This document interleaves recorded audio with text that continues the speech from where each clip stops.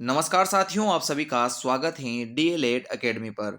इस वीडियो में हम बात करने वाले हैं कि विद्यालय का प्रबंधन कैसे किया जाता है और साथ ही में विद्यालय में जो समितियां होती हैं, एसएमसी, एसडीएमसी, और इनमें क्या क्या चीज़ें होती है वो यहाँ समझ लेंगे। बहुत ही सामान्य सा वीडियो रहेगा।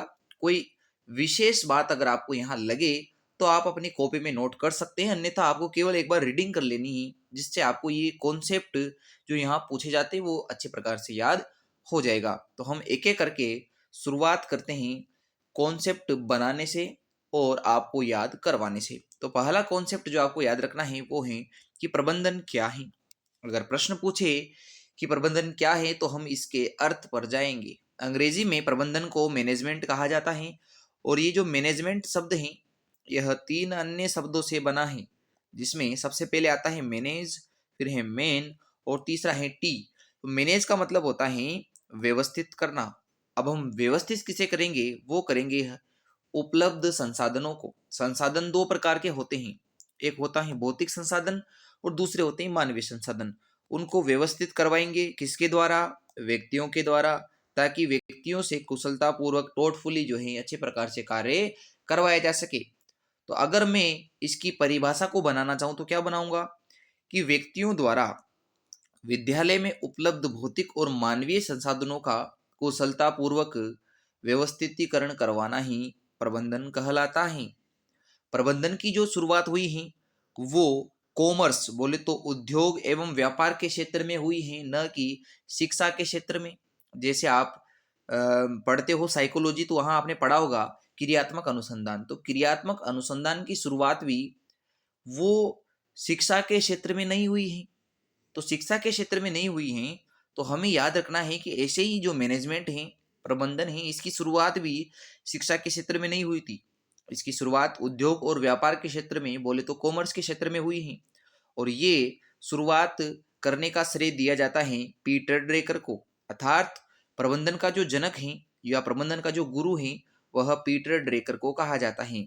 और आज के जो प्रबंधन है जिसमें हम सिद्धांतों का, विशिष्ट कार्यों का उल्लेख करते हैं, उसका जनक माना जाता है हेनरी फेयोल। तो आधुनिक प्रबंधन का जनक है हेनरी फेयोल। इन्होंने संगठन चलाने के लिए 14 सिद्धांत दिए हैं कि एक ऑर्गेनाइजेशन को किस प्रकार से प्रबंधन करना चाहिए। इसके 14 सिद्धांत होते हैं। अब चूंकि आपको सिद्धांत पढ़ने नहीं है, आपके सिलेबस में इस चीज नहीं है, आपको केवल बेसिक आइडिया लेकर जाना है कि यदि सामान्य सा प्रश्न पूछे कि प्रबंधन का जनक कौन है तो आप उसका जवाब दे पाए। पीटर ड्रेकर कहते हैं कि सामूहिक प्रयास की एक ऐसी प्रक्रिया। सामूहिक प्रयास कौन करेगा? व्यक्तियों का समूह, व्यक्तियों की टीम। तो व्यक्तियों के टीम के द्वारा सामूहिक प्रयास की ऐसी प्रक्रिया जो पूर्व निर्धारित लक्ष्यों को प्राप्त करने के लिए की जाती है। पूर्व निर्धारित मतलब लक्ष्य को प्राप्त करना है, तो उनको लक्ष्यों को प्राप्त करने के लिए पहले से डिसाइड करना पड़ता है, प्लानिंग बनानी पड़ती है। उस प्लानिंग के अकॉर्डिंग सामूहिक प्रयास करके जो कार्य होता है उसे ही प्रबंधन कहा जाता है। तो यहाँ तक की चीज समझ में आ गई होगी कि कौन तो प्रबंधन का जनक है और कौन आधुनिक प्रबंधन का जनक है। अगर मैं बात करूं शैक्षिक प्रबंधन का, शिक्षा में प्रबंधन को लागू करने की बात, तो वो की है लूथर गुलिक ने। लूथर गुलिक ने अपने दोस्त उर्विक के साथ मिलकर जो है शैक्षिक प्रबंधन की शुरुआत की है। तो लूथर गुलिक को कहा जाता है शैक्षिक प्रबंधन का जनक। इन्होंने भी संगठन चलाने के लिए 10 सिद्धांत दिए हैं। अब ये डायरेक्ट हम याद रख सकते हैं कि 14 सिद्धांत संगठन चलाने के लिए हेनरी फेयल ने दिए हैं और संगठन के लिए 10 सिद्धांत लूथर गुलिक ने दिए हैं। भारत में यदि बात करूं प्रबंधन की, तो भारत में प्रबंधन की शुरुआत 20वीं सदी की शुरुआत यानी सन 1901 ईस्वी से लेकर 2000 ईस्वी तक की जो बीच में घटनाक्रम है ये हमारे इसमें आएगा। यानी कि भारत में 20वीं सदी यानी सन 1900 के ऊपर जो है शुरुआत हुई है प्रबंधन की। तो भारत में मैनेजमेंट कब से शुरू हुआ? 20वीं सदी की शुरुआत से। और किसने किया? अरविंदम चौधरी ने। तो अरविंदम चौधरी कहलाते हैं भारत में प्रबंधन के जनक। तो ये प्रबंधन के जो जनक हैं वो आपको समझ में आ गए होंगे कि प्रबंधन का जनक पीटर ड्रेकर हैं, आधुनिक प्रबंधन के जनक हेनरी फेयोल हैं, शिक्षा में प्रबंधन के जनक लूथर गुलिक हैं और भारत में प्रबंधन के जनक अरविंदम चौधरी हैं। मैं बात करूं कि वैज्ञानिक ढंग से प्रबंधन को लागू किसने किया वैज्ञानिक नियमों सिद्धांतों के हिसाब से, तो वो हैं F.W. टेलर। तो F.W. टेलर को कहा जाता है वैज्ञानिक प्रबंधन का जनक। तो जितने भी प्रबंधन के जनक हैं वो हमने देख लिए हैं। अब मैं ये बात करता हूं कि प्रबंधन जो होता है शिक्षा में, या जो सामान्य प्रबंधन है, वो प्रबंधन किस हिसाब से कार्य करता है। तो देखिए, पेपर में प्रश्न आएगा कि बताइए POCCC की जो अवधारणा है, POCC की जो अवधारणा है, CCC की जो अवधारणा है, वो किसने दी है, या ये है क्या। तो शिक्षा में जो प्रबंधन है उसमें महत्वपूर्ण कार्य होते हैं। प्रबंधन क्या कार्य करता है, तो उसके लिए सबसे पहले हेनरी फेयोल ने 5 विशिष्ट कार्यों का सिद्धांत या अवधारणा दी है। तो 5 विशिष्ट कार्यों की अवधारणा POCCC देने का श्रेय जाता है हेनरी फेयोल को। और हेनरी फेयोल की इस अवधारणा को गैंग ब्लॉक अवधारणा भी कहते हैं। और इन्होंने ही सबसे पहले प्रबंधन की सुव्यवस्थित यानी कि एक क्रमबद्ध रूप से अवधारणा प्रस्तुत की है। इसीलिए इनको आधुनिक आधुनिक प्रबंधन के जनक भी कहा जाता है। अब ये POCCC में क्या है, सबसे पहले P का मतलब होता है प्लानिंग। यानी अगर हमें एक प्रबंधन करना है, संगठन चलाना है, तो सबसे पहले नियोजन प्लानिंग करनी पड़ेगी। और प्लानिंग करने के हिसाब से आपको संगठन चलाना पड़ेगा। तो सबसे पहले प्लानिंग होगी, फिर ऑर्गेनाइजेशन संगठन बनाना पड़ेगा। उस संगठन को आपको कमांड देना पड़ेगा कि किस हिसाब से आपको कार्य करना है। वो संगठन कमांड लेकर समन्वय स्थापित करते हुए जो है कंट्रोल करेंगे कि प्रबंधन किस हिसाब से होगा। तो वापस चीज समझते हैं, पी से प्लानिंग बोले तो नियोजन करना है, फिर संगठन बनेगा ऑर्गेनाइजेशन, उनको निर्देश दिए जाएंगे, और निर्देश देने के बाद कोऑर्डिनेट होगा। कोऑर्डिनेट मतलब कि दो व्यक्तियों के बीच में समन्वय स्थापित होगा। पूरी टीम कोऑर्डिनेशन के हिसाब से कार्य करेगी, समन्वित होकर कार्य करेगी, ताकि एक अच्छा कंट्रोल वातावरण में आपको अनुशासित जो है चीज प्राप्त हो। तो कंट्रोल का मतलब यहाँ अनुशासन से है, नियंत्रण का मतलब यहाँ अनुशासन से है। इसका मतलब ये नहीं है कि उनके ऊपर दबाव बनाया जा रहा है। कंट्रोल का मतलब यहाँ है आपके नियंत्रण बोले तो अनुशासन। तो सबसे पहले प्लानिंग है, फिर ऑर्गेनाइजेशन है, कमांड देकर कोऑर्डिनेट करवाकर कंट्रोल बोले तो डिसिप्लिन बनाया जाएगा। तो ये हैं 5 विशिष्ट कार्य किसी भी प्रबंधन के लिए। और ये 5 विशिष्ट कार्यों की अवधारणा हेनरी फेयोल ने दी है। इसी को बढ़ाकर फिर शिक्षा में लागू किया था लूथर गुलिक ने। तो लूथर गुलिक ने अपने सहायक उर्विक के साथ मिलकर 7 विशिष्ट कार्यों वाली पोस्ट कोर्ब जो है अवधारणा दी है। अभी पोस्ट कोर्ब अवधारणा क्या है इसको समझते हैं। पोस्ट कोर्ब में जो सबसे पहला पी है, इसका मतलब होता है प्लानिंग, जो वहां भी आपने पढ़ा है, नियोजन करना। फिर दूसरा है ओ से ऑर्गेनाइजेशन, संगठन का निर्माण करना। तीसरा है स्टाफिंग, संगठन में नियुक्तियां करना। फिर है डी का मतलब डायरेक्टिंग, उनको निर्देश देना, वहां भी ऐसा ही था। फिर है कोऑर्डिनेशन, उनके बीच में समन्वय स्थापित करना। फिर है रिपोर्टिंग, प्रतिवेदन, उनसे रिपोर्ट कर लेना। रिपोर्ट लेने का मतलब कि क्या आउटपुट हो रहा है, क्या प्रोसेस चल रही है, उसका रिपोर्ट करना, उससे उसका प्रतिवेदन लेना। और फिर है बजटिंग, और उनके लिए बजट निर्माण करवाना। तो एक संस्था चलाने के लिए लूथर गुलिक ने शिक्षा में 7 विशिष्ट कार्यों की अवधारणा दी है, जिसके लिए सबसे पहले प्लानिंग करनी पड़ेगी, संगठन निर्माण होगा, संगठन के लिए नियुक्तियां होगी, उनको निर्देश दिए जाएंगे, फिर समन्वय स्थापित करेंगे, और समन्वय स्थापित करने के बाद वो अपने उच्च अधिकारियों को रिपोर्टिंग करेंगे, और रिपोर्टिंग होकर बजट निर्माण भी करवाया जाएगा। तो बिना बजट के शिक्षा में कार्य नहीं हो सकता, इसलिए बजट निर्माण भी इसमें रखा गया है। तो हमारे पास ये 7 विशिष्ट कार्य हैं: नियोजन, संगठन, नियुक्ति, निर्देशन, समन्वय, उसके बाद रिपोर्टिंग बोले तो प्रतिवेदन, और लास्ट में है बजट निर्माण। इसको बोलते हैं planning, organisation, staff, direction, CO का मतलब कोऑर्डिनेशन, रिपोर्टिंग और बजटिंग। ये हमारे पास है। लूथर गुलिक के जो सहायक थे उर्विक, उन्होंने भी प्रबंधन में एक जेड सिद्धांत दिए हैं। चूंकि मैंने आपसे कहा कि सिद्धांत आपके सिलेबस में नहीं है, सिद्धांत आपको पढ़ने नहीं है, केवल आपको याद रख के जाने हैं कि हमारे पास सिद्धांत किस किस ने दिए हैं। तो सिद्धांतों के बारे में हम पढ़ रहे हैं कि जेड सिद्धांत उर्विक ने दिया है। बाकी हमें तो केवल प्रबंधन के कार्यों से अर्थ है, मतलब है कि प्रबंधन के कार्यों की अवधारणा पोस्ट कोर्ब किसने दी है, और पीओसीसी की जो 5 कार्यों की अवधारणा है वो किसने दी है, तो हमें वो पता लग गया है। अब हम आ जाते हैं कि एक संगठन में, एक प्रबंधन में कौन कौन से अन्य कार्य भी हैं। अब ये तो 7 कार्य हमारे लूथर गुलिक ने बता दिए हैं, इनके अलावा और भी कार्य होंगे जो करने होते हैं। जैसे कि अभिप्रेरित किया जाना। अगर आपकी टीम अभिप्रेरित नहीं है तो वो मैनेजमेंट सही से नहीं कर पाएगी, यानी अभिप्रेरणा भी होना चाहिए, कम्युनिकेशन टीम के बीच में अच्छा होना चाहिए, संप्रेषण, और आयोजन भी सही होना चाहिए, बीच बीच में प्रोत्साहन होने के बाद पुरस्कृत करना चाहिए, और सही प्रकार से आयोजन हो, क्रियान्वयन किया जाना चाहिए, निर्णय लेना भी जरूरी है। निर्णय लेना मतलब कि कल क्या हो सकता है, इस चीज को ध्यान में रखकर, भविष्य को ध्यान में रखकर अच्छे निर्णय ले तो प्रबंधन अच्छा, उसका आउटपुट अच्छा आएगा। नव प्रवर्तन, नए नए बदलाव के हिसाब से चीजें होना चाहिए, आज के हिसाब से नए नए नवाचार, नए नए कार्यों को भी इसमें सम्मिलित किया जाना चाहिए। इसके लिए प्रतिनिधि नियुक्त किए जाएं जो अच्छे प्रशासक बनेंगे। और संचार बोले तो वही संप्रेषण की बात यहाँ हो रही है। तो ये सभी भी अन्य कार्यों में यानी शैक्षिक प्रबंधन में इन कार्यों का जो है इस्तेमाल होता है।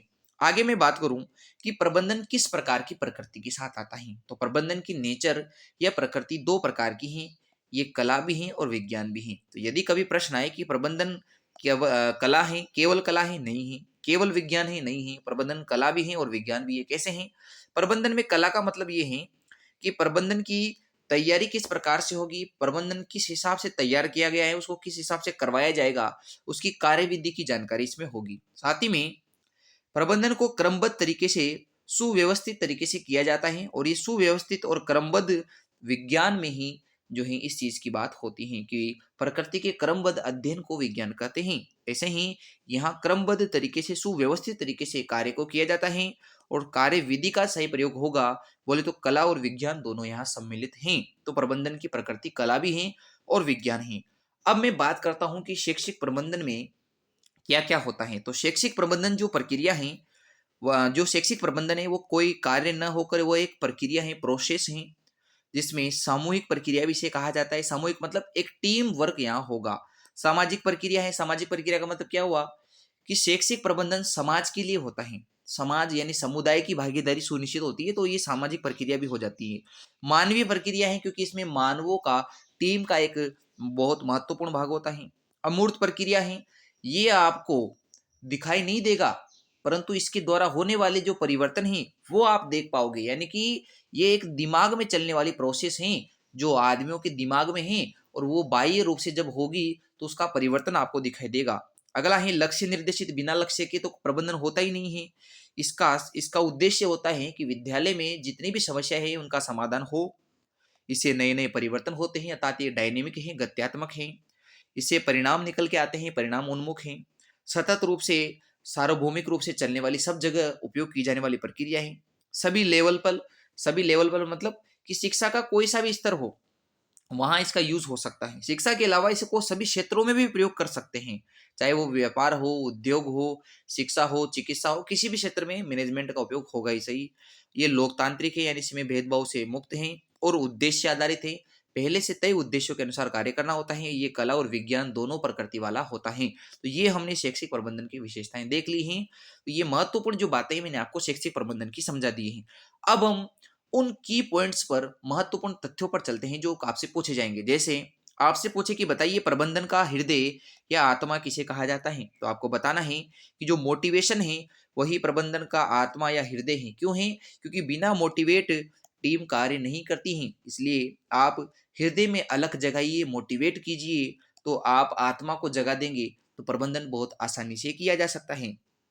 प्रबंधन का राजमार्ग या नाड़ी तंत्र, हाईवे किसे कहा जाता है? हाईवे का मतलब कि जिस पे आपको चलना है, और वो हाईवे या नाड़ी तंत्र, राजमार्ग होता है संप्रेषण, संचार, बोले तो कम्युनिकेशन। अगर दो टीम के सदस्यों में कम्युनिकेशन अच्छा नहीं है तो वो टीम को खराब कर देंगे। इसलिए अगर आपको अच्छा प्रबंधन करना है तो टीम के सदस्यों के बीच अच्छा संप्रेषण होना चाहिए।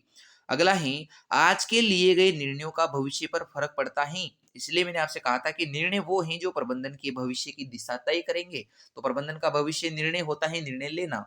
अगला है संगठन का मस्तिष्क, किसी भी संगठन, ऑर्गेनाइजेशन का माइंड या ब्रेन किसे कहा जाता है? वो कहते हैं प्रबंधन का। अगर किसी संगठन के पास प्रबंधन ही नहीं है, बोले तो मस्तिष्क ही नहीं है, तो वो जो कार्य करेगा वह कार्य, उसका आउटपुट नहीं आएगा। अब एक विद्यालय में प्रधानाचार्य को क्या क्या भूमिका दी जाती है? तो प्रधानाचार्य को विद्यालय का मस्तिष्क कहा जाता है। इस मस्तिष्क के बिना आपका प्रधानाचार्य जो है उसके बिना विद्यालय तरक्की नहीं कर सकता। विद्यालय का जो प्रशासक है वो भी प्रधानाचार्य हैं, एडमिनिस्ट्रेशन उसके हाथ में है। विद्यालय में जो प्रबंधन होता है उसकी मेन या सबसे सर्वोच्च इकाई भी प्रधानाचार्य या प्रधानाध्यापक ही होता है। आगे मैं बात करूं कि अध्यापक क्या होता है, तो अध्यापक को स्वतंत्र चर कहते हैं। वो अपने शिक्षण विधियों के योजनाबद्ध तरीके से कार्य करता है। तो स्वतंत्र चर या विद्यालय का नाड़ी तंत्र जिसके ऊपर विद्यालय टिका हुआ है, या नियोजन का कार्य बोले तो प्लानिंग बनाने का कार्य, और सत्तावादी चर यानी कि जिसके होने से ही कार्य हो रहे हैं, वो अध्यापक है। तो अध्यापक को स्वतंत्र चर, विद्यालय का नाड़ी तंत्र, नियोजक चर या सत्तावादी चर कहा जाता है। अब मैं बात करूं शिक्षार्थी, विद्यार्थी या छात्र की, तो इसको कहा जाता है आश्रित चर। आश्रित का मतलब कि जो शिक्षक पे डिपेंडेंट है, उसके बिना उसको समस्या आती है, इसे आश्रित चर कहा जाता है। केंद्रीय या दूरी इसको कहा जाता है। क्यों कहा जाता है? क्योंकि विद्यालय की स्थापना या शिक्षकों का जो कार्य है वो विद्यार्थियों को ध्यान में रखकर, विद्यार्थियों को सेंटर में रखकर ही किया जाता है। और योजनाधीन चर है। इनको योजनाधीन मतलब योजना किसके लिए बनाई जाती है? बच्चों के लिए बनाई जाती है। तो योजनाधीन, आश्रित, केंद्रीय चर, धुरी चर, इन्हीं को कहा जाता है। अब मैं बात करूं छोटे छोटे और भी तथ्यों की, तो जो विद्यालय में लाइब्रेरी लिपिक होता है, बोले तो जो बाबू होता है, उसको कहा जाता है व्यवस्थापक। वो व्यवस्थाएं करता है, पर चाहे वो वित्तीय व्यवस्था करना हो, उसके बिना व्यवस्थाएं नहीं चलेगी। तो व्यवस्थापक कहा जाता है लिपिक को। और जो चतुश्रेणी कर्मचारी होता है उनको कहा जाता है हेल्पर, बोले तो सहयोगी। उनके हेल्पिंग के बिना कार्य नहीं होंगे। तो विद्यालय में सहयोगी किसे कहा जाता है? चतुश्रेणी कर्मचारी को। व्यवस्थापक किसे कहा जाता है? लिपिक को कहा जाता है। श्यामपट्ट को क्या कहा जाता है? बोर्ड को। ब्लैक बोर्ड को क्या कहा जाता है? ब्लैक बोर्ड को या बोर्ड को अध्यापक का मित्र कहा जाता है। जब ब्लैक बोर्ड पे लिखें तो शिक्षक के हाथ और बोर्ड के बीच में 45 डिग्री का कोण होना चाहिए। और जब इसको साफ किया जाए तो ऊपर से नीचे की ओर किया जाता है। तो बोर्ड को साफ करने का तरीका होता है ऊपर से नीचे की ओर। जो विद्यालय में समय सारणी होती है, इसे विद्यालय का स्पार्क प्लग कहा जाता है। स्पार्क प्लग का मतलब कि जिससे विद्यालय में ऊर्जा संचालित होती है। अगर समस्त कार्यों का दर्पण समय सारणी न हो तो कोई भी कार्य नहीं किया जा सकता। कैसे? कि अगर आपको पता ही नहीं है कि किस समय क्या कार्य करना है, तो आप में ऊर्जा के कौन सी रहेगी? तो बिना स्पार्क प्लग के आप काम नहीं कर पाओगे। तो सुव्यवस्थित मस्तिष्क की उपज कहा जाता है समय सारणी को। और ये कहा था पिटमैन ने। तो पिटमैन के अनुसार सुव्यवस्थित मस्तिष्क की उपज है समय सारणी। और इस समस्त कार्यक्रमों का दर्पण है कि कौन सा कार्य किस समय किया जाएगा, ये समय सारणी से ही पता लगता है। पुस्तकालय जो है, इस पुस्तकालय को विद्यालय की हृदय या आत्मा कहा जाता है। जैसे आपको प्रबंधन की आत्मा कहा जाता है। किसको कहा जाता है प्रबंधन की आत्मा? तो प्रबंधन की आत्मा कहा जाता है, हमने देखा था कि जो प्रबंधन है उसकी आत्मा है कौन सी चीज? अभिप्रेरणा। बिना मोटिवेशन के प्रबंधन नहीं हो सकता। इसी प्रकार अगर मैं विद्यालय की आत्मा की बात करूं तो विद्यालय की आत्मा पुस्तकालयों में है। बिना पुस्तकालयों के, या जो पुस्तकालय में जो पुस्तकें हैं उनके बिना पुस्तकों के जो है विद्यालय नहीं चल सकता। लास्ट में है विद्यालय। विद्यालय को हम कहते हैं सामुदायिक जीवन की अभिव्यक्ति। समुदाय के जो व्यक्ति हैं वो अपने आप को यहीं विद्यालय में अभिव्यक्त कर पाते हैं। तो सामुदायिक जीवन की अभिव्यक्ति कहा जाता है विद्यालय को। तो ये सारी चीजें तथ्य हो चुके हैं। अब मैं एसएमसी और एसडीएमसी की बात कर लेता हूं। मैं सबसे पहले एसडीएफ की बात करता हूँ। ये एसडीएफ क्या है? तो देखिए, विद्यालय के विकास के लिए एक फंड जो है इसकी शुरुआत की गई थी। और इस फंड को कहा गया स्कूल डेवलपमेंट फंड, बोले तो विद्यालय विकास कोष। तो विद्यालय विकास कोष विद्यालय के डेवलपमेंट में, विद्यालय को सुचारू रूप से विकसित करने के लिए बनाया गया था। और इसे भी राजस्थान सोसाइटी अधिनियम 1958 के अंतर्गत ही बनाया गया है। अब ये क्या है इसको समझते हैं। राजस्थान में जो एसएमसी बनी है, उस एसएमसी को, स्कूल मैनेजमेंट कमेटी को, इसी अधिनियम के तहत बनाया गया है। और इसी अधिनियम के तहत इस फंड की स्थापना भी की गई है। जो सीनियर सेकेंडरी और सेकेंडरी जो स्कूल हैं, माध्यमिक और उच्च माध्यमिक स्कूल हैं, उनकी उन्नति के लिए बनाया गया था। अब आप कहेंगे कि हम तो प्रारंभिक शिक्षा के हैं, हमें तो एसडीएमसी नहीं पढ़नी है। किंतु ऐसा नहीं है। आपको एसडीएफ बोले तो स्कूल डेवलपमेंट फंड और एसडीएमसी, इनकी संक्षिप्त जानकारी तो लेनी है। हालांकि एसडीएमसी 9 से 12वीं स्कूल के लिए चलता है, किंतु आपको सामान्य जानकारी तो रखनी पड़ेगी कि इसमें इसका पूरा नाम क्या है, इसमें कितने सदस्य हैं, इसमें अध्यक्ष और सचिव कौन होते हैं, ये आपको सामान्य जानकारी लेनी है। तो एसडीएमसी जो समिति होती है, जो कक्षा 9 से 12वीं तक के विद्यालयों के लिए होती हैं, उच्च माध्यमिक विद्यालयों के लिए होती हैं, उनमें जो एसडीएमसी चलेगी उसका पूरा नाम क्या है? उसको कहा जाता है school development and management committee. बोले तो विद्यालय विकास और प्रबंधन समिति। और एसडीएमसी की शुरुआत या स्थापना हुई है 22 अप्रैल 1999। कब हुई है? 22 अप्रैल 1999। कक्षा 9 से 12 के लिए एसडीएमसी चलती है। इसमें 14 साल से लेकर 18 साल के बच्चों के लिए एसडीएमसी बनाई जाती है। यहाँ एसडीएमसी में अध्यक्ष संस्था प्रधान होते हैं, यानी कि जो प्रधानाचार्य हैं वो इसके अध्यक्ष होते हैं। जबकि आपने एसएमसी में मैंने आपको पढ़ाया था कि जो एसएमसी है उसमें अध्यक्ष अभिभावक होते हैं, जबकि यहाँ अध्यक्ष संस्था प्रधान होते हैं। तो ये अच्छा प्रश्न है। और यहाँ जो सचिव होता है वो सचिव वरिष्ठतम अध्यापक, जो सबसे ज्यादा सीनियर हैं, उस अध्यापक को बनाया जाता है। और वो भी संस्था प्रधान ही मतलब उसकी मनोनीत, मतलब उसको चूज करता है। यहाँ जो कार्यकारिणी होती है, यहाँ 23 सदस्य होते हैं, जिनमें न्यूनतम गणपूर्ति मतलब बैठक के लिए 50% तो अनिवार्य हैं। 23 में से 50% बोले तो लगभग 12-13 तो इसमें अनिवार्य हैं। महिलाएं जो हैं 23 में से 50% होना चाहिए, लगभग 12 से अधिक होना चाहिए। और बैठक जैसे उसकी अमावश्यक होती है एसएमसी की, यहाँ भी अमावश्यक होती है। तो एसडीएमसी में जो आपको चीजें जानकारी लेनी थी वो मैंने आपको समझा दी है कि 22 अप्रैल 1999 को इसकी शुरुआत हुई। 9 से 12 के लिए हैं, 14 से 18 वर्ष के आयु वर्ग के बच्चों के लिए होती हैं। यहाँ संस्था प्रधान अध्यक्ष होता है, वरिष्ठ अध्यापक सचिव होता है, 23 सदस्य होते हैं, महिलाएं 50% होनी चाहिए। अब प्रत्येक अमावस्या को बैठक होगी और बैठक में न्यूनतम 50% जो है उसका कोरम होना चाहिए। अब मैं आ जाता हूं आपके सबसे इंपॉर्टेंट और महत्वपूर्ण बिंदु पर, वो है एसएमसी। और ये एसएमसी में से हर साल प्रश्न आ रहे हैं। मिनिमम एक प्रश्न तो हर बार आपसे पूछेगा कि बताइए एसएमसी का पूरा नाम क्या है। तो आपको बताना है एसएमसी में एस का मतलब स्कूल, एम का मतलब मैनेजमेंट और सी का मतलब कमेटी। तो स्कूल मैनेजमेंट कमेटी बोले तो विद्यालय प्रबंधन समिति को ही कहा जाता है एसएमसी।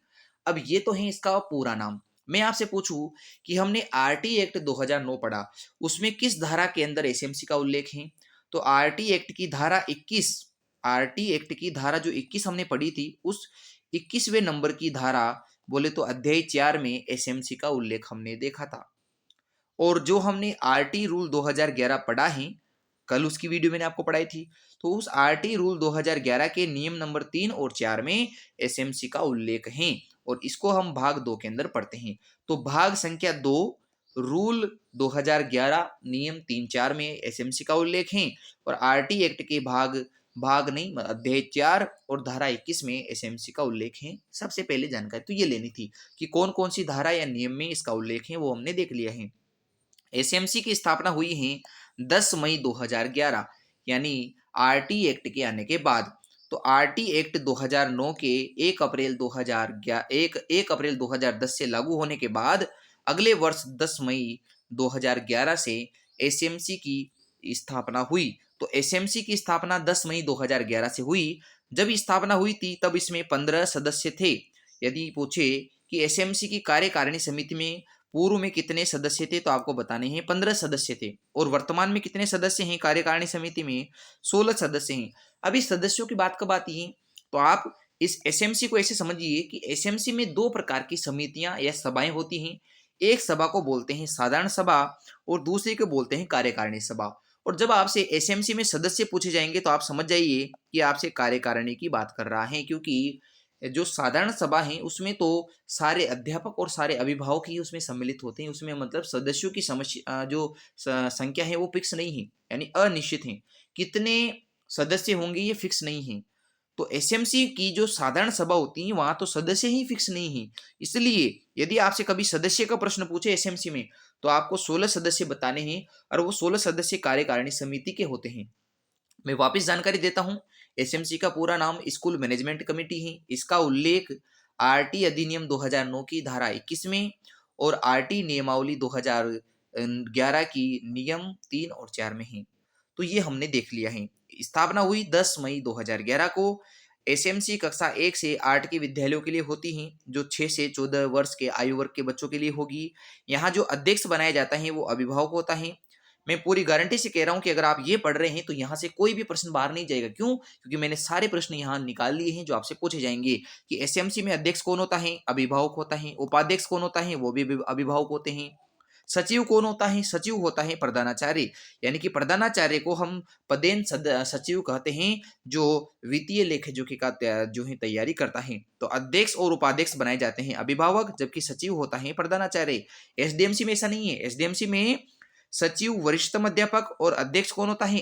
प्रधानाध्यापक होता है। जबकि आपको केवल सामान्य जानकारी के लिए पढ़ना है, किंतु आपको याद तो रखना है कि विद्यालय अगर बड़े हैं तो वहाँ एसडीएमसी होंगी, और विद्यालय अगर 1 से 8वीं या 1 से 5वीं हैं तो उनमें एसएमसी चलती है। तो 1 से 5वीं का विद्यालय हो चाहे 1 से 8वीं का विद्यालय हो, दोनों में एसएमसी चलती है। और एसएमसी में अध्यक्ष और उपाध्यक्ष अभिभावक बनाए जाते हैं और सचिव बनाया जाता है प्रधानाचार्य को। यहाँ कार्यकारिणी समिति में 16 सदस्य होते हैं। ये 16 सदस्य 2016 से चल रहे हैं, यानी 2016 में 16 सदस्य कर दिए गए थे। उससे पहले 15 सदस्य होते थे। इन 16 में से महिलाएं होगी 8, बोले तो 50%। अभिभावक होंगे 12, बोले तो 2/3, 2/3, 75% क्या होना चाहिए? 100 में से 75%, तो यानी 12 तो क्या होंगे? वो होंगे अभिभावक। ये सभी प्रश्न एज इट इज पूछे जाते हैं। आपसे पूछेगा कि बताइए एसएमसी में कुल कितने सदस्य हैं? 16। महिलाएं कितनी होनी चाहिए? 8, बोले तो 50% आदि। अभिभावक कितने होना चाहिए? 75%, 2/3, बोले तो संख्या में 12। जब एसएमसी की बैठक होती है प्रत्येक अमावस्या को, तो उसमें कितने गणपूर्ति होना चाहिए? 33%, 1/3। मतलब जितने 16 सदस्य हैं उनमें से 5 या 6 सदस्य मिनिमम होना चाहिए किसी भी एक बैठक के लिए। बैठक प्रत्येक अमावस्या को होती है। अगर मान लो अमावस्या के दिन संडे या कोई छुट्टी आ गई तो फिर अगले कार्य दिवस पे बैठक करवाई जाती है। ये जो एसएमसी हैं, इसकी जो 16 सदस्य हैं ये 2 साल के लिए होते हैं। हर 2 साल के बाद एसएमसी के 16 सदस्यों को चेंज किया जाता है। एसएमसी जहां बच्चे निवास करते हैं उस कार्य क्षेत्र के लिए बनाई जाती हैं। एसएमसी का पूरा नाम होता है विद्यालय प्रबंधन समिति। फिर उस विद्यालय का नाम लिखा जाएगा, और फिर उस गांव का नाम, उस जिले का नाम, और फिर राजस्थान लिखा जाएगा, और फिर स्कूल का कोड लिखा जाएगा। तो एसएमसी का पूरा नाम इस प्रकार से होता है। एसएमसी का निर्माण भी राजस्थान सोसाइटी अधिनियम 1958 के तहत ही हुआ है, जो मैंने आपको ऊपर बता दिया है। अगर मैं एसएमसी के 16 सदस्यों की बात करूं जो आपसे पूछेगा, तो आपको याद रखना है एसएमसी के 16 सदस्य 11 2 2 1 से बने हैं। तो 16 में से 11 सदस्य जो होते हैं शुरू के, वो जो साधारण सभा है जिसमें सभी अभिभावक और सभी अध्यापक आते हैं, उसी में से अध्यापक लिए जाते हैं। तो 11 जो होते हैं वो अभिभावक होते हैं, माता पिता होते हैं, जो साधारण सभा में से चुने जाते हैं। उन्हीं में से एक को अध्यक्ष बनाया जाएगा, 11 में से एक को उपाध्यक्ष बनाया जाएगा। 11 में से 6, बोले तो 50% महिलाएं होगी, और इन्हीं 11 में एक एससी और एक एसटी दोनों कम्युनिटी का प्रतिनिधि भी लिया जाएगा। तो मैंने आपको समझा दिया है कि जो 11 हैं ये अभिभावक है, इन्हीं में से एक को अध्यक्ष बनाएंगे, एक को उपाध्यक्ष बनाएंगे, एक एससी और एक एसटी का प्रतिनिधि इसमें होगा, और 11 में से 6 क्या होगी? महिलाएं होगी। अब मैंने आपको तो 8 महिलाएं कहा था, तो अब यहाँ तो 6 महिलाएं हैं, तो 2 महिलाएं आगे ली जाएगी प्राथमिकता के अनुसार। वो 2 महिलाएं कब आएगी आपको समझते हैं। तो 6 महिलाएं तो आपने यहाँ 11 अभिभावकों में से ली हैं। फिर 2 महिलाएं आप एक तो मनोनीत सदस्य में से लोगे और एक निर्वाचित में से लोगे। यानी अगर किसी विद्यालय में अध्यापक जो है निर्वाचित होता है, तो उस अध्यापक में से महिला अध्यापक को प्राथमिकता दी जाती है। यानी कि 50% महिलाएं होती हैं तो एक महिला अध्यापिका ली जाती हैं, और एक शिक्षाविद या एक विद्यार्थी में से महिला को या बच्ची को प्राथमिकता दी जाती है। तो एक यहाँ से और एक यहाँ से, और 6 यहाँ हैं, तो 8 महिलाएं होना अनिवार्य हैं। तो ये तो बात हो चुकी है। तो 2 मनोनीत सदस्य कौन कौन होंगे? एक अभिभावक होगा और एक पढ़ा लिखा या कोई बच्चा होगा जो एमएलए द्वारा सिलेक्ट होगा। यानी जिस ग्रामीण परिवेश से आप आते हो या जिस शहरी परिवेश से आप आते हो, वहां का जो एमएलए हैं, विधायक हैं, उस विधायक के द्वारा एक अभिभावक को और एक पढ़े लिखे या एक विद्यार्थी को जो है सिलेक्ट किया जाएगा मनोनीत सदस्यों के रूप में। और फिर पदेन सदस्यों में एक तो होता है संस्था प्रधान। पदेन का मतलब जो पहले से स्कूल में है, तो एक तो संस्था प्रधान को लिया जाएगा, और एक वार्ड पंच या वार्ड पार्षद जो आपके गांव या शहर में है उसको लिया जाएगा। वार्ड पंच मतलब जिस वार्ड में स्कूल खुला है वहां का जो वार्ड पंच है, उस वार्ड पंच को इसमें लिया जाता है। तो 2 पदेन सदस्य, 2 मनोनीत सदस्य, 11 अभिभावक और एक निर्वाचित सदस्य महिला अध्यापिका के रूप में लिया जाता है। तो ये एसएमसी में कुल 16 सदस्य हैं, जिसमें से 11 अभिभावक हैं, 2 मनोनीत हैं, 2 निर्वाचित हैं, 2 मनोनीत हैं, 2 पदेन हैं और 1 निर्वाचित हैं। ये टोटल मिला के 16 सदस्य हो चुके हैं। अब मैं बात करूं कि एसएमसी के क्या क्या काम हैं, और इसी के साथ हमारा ये टॉपिक भी पूरा हो जाता है कि एसएमसी का पहला कार्य है कि जो मिड डे मील बनता है, दोपहर का जो भोजन बन रहा है, उसका सही प्रकार से कार्यान्वयन हो और उसकी मॉनिटरिंग हो कि बच्चों को वास्तविक रूप से खाना मिल रहा है कि नहीं मिल रहा है, उस पे ध्यान रखी जाएगी। विद्यालय में जो प्राप्त हो रहा है, आय व्यय जो हो रही है, मतलब कितनी इनकम हो रही है, कितना खर्चा हो रहा है, उसका वार्षिक लेखा-जोखा तैयार किया जाएगा। निःशक्त बालक की पहचान करनी है। ऐसे बालक जो विद्यालय आने में सक्षम नहीं हैं, उनका नामांकन करवाना है, उनकी पहचान करनी है, उनकी शिक्षा की व्यवस्था करवानी है। जो बच्चे जिनको विशेष आवश्यकता है, आपको मैंने आरटी रूल 2011 पढ़ाया था, उसकी धारा संख्या 6 में पढ़ाया था कि बच्चों को विशेष प्रशिक्षण चाहिए, तो विशेष प्रशिक्षण भी मिलेगा एसएमसी के माध्यम से, 3 महीने के लिए न्यूनतम। अगला है अनुसूची। अनुसूची में जो बताई गई है कि शिक्षक कितने घंटे पढ़ाएगा, कितने बच्चों पे कितने टीचर होना चाहिए, विद्यालय का भवन कैसा होना चाहिए, ये सभी जो मानक है, उन पे ध्यान रखना है कि अगर नहीं है, तो ये बात प्रधानाचार्य तक पहुँचाए, प्रधानाचार्य आगे बात पहुँचाएगा। अगला है जन साधारण की बैठक लेकर या जन साधारण को घर-घर जाकर एसएमसी वाले ये बताएंगे कि बालक को क्या अधिकार हैं, सरकार के क्या कर्तव्य हैं, पराधिकारी जो होते हैं, सीबीओ, सीडीओ वगैरह, इनके क्या कर्तव्य हैं, विद्यालय के क्या दायित्व हैं, शिक्षक के क्या दायित्व हैं, ये सभी को बताने हैं कि ये सभी दायित्व होते हैं। और ये किसको बताएंगे? जन साधारण यानी गांव के सभी अभिभावकों को। फिर अगला है शिक्षक अगर रेगुलर नहीं आ रहे हैं तो उनकी नियमितता और उपस्थिति को सुनिश्चित करवाएंगे। माता पिता को जो बच्चों की जानकारियां हैं वो भी दिलवाएंगे शिक्षकों के माध्यम से। नामांकन कम या ज्यादा है उसके बारे में भी निरंतर जानकारी देनी है। शिक्षक जो ट्यूशन पे जा रहे हैं उनको रोक लगाएंगे। शिक्षक जो कई अन्य कार्यों में उलझा रखे हैं उनको वहां से मुक्त करवाएंगे। बाल अधिकारों, बच्चों के अधिकार जो हैं उनका संरक्षण करवाएंगे कि कोई भी बच्चा किसी भी प्रकार के जो है दबाव में ना रहे। और माता पिता की जो शिकायतें हैं जो एसएमसी के अध्यक्ष द्वारा दूर की जाती है 3 महीने लेकर, उसका शिकायत निवारण भी किया जाए। तो ये सभी कार्य हैं एसएमसी के। और मैंने आपको एसएमसी की कार्यकारिणी जो समिति है उसके सभी सदस्य समझा दिए हैं। एसएमसी में क्या क्या पूछा जाएगा वो आपको बता दिया है। एसडीएमसी में क्या पूछा जाएगा वो बता दिया है। एसडीएफ क्या है वो बता दिया है। प्रबंधन में कौन कौन से मुख्य तथ्य हैं वो समझा दिए हैं। इसके अलावा आपको शैक्षणिक प्रबंधन में कैसे करना है, प्रबंधन की प्रकृति कैसी है, प्रबंधन में कौन कौन सी विशिष्ट कार्यों की अवधारणाएं हैं वो समझा दी हैं। और प्रबंधन का जनक कौन कौन है, साथ ही में प्रबंधन कहते किसे हैं, प्रबंधन होता क्या है वो समझा दिया है। इसका मतलब हमने प्रबंधन और इसके एसएमसी की जो समितियां हैं वो कंप्लीट समझ ली हैं। अगले एकमात्र वीडियो में आपको पढ़ा दिया जाएगा कि कौन कौन सी प्रमुख संस्थाएं हैं, जैसे आरएससीआरटी उदयपुर हैं, डाइट हैं और निदेशालय हैं, शिक्षा कर्मी बोर्ड हैं और ये जो मदरसा बोर्ड हैं। तो इनकी जानकारी आपको अगले वीडियो में एक साथ दे दी जाएगी। तो आपने यहाँ तक वीडियो देखा इसलिए आपका बहुत बहुत धन्यवाद।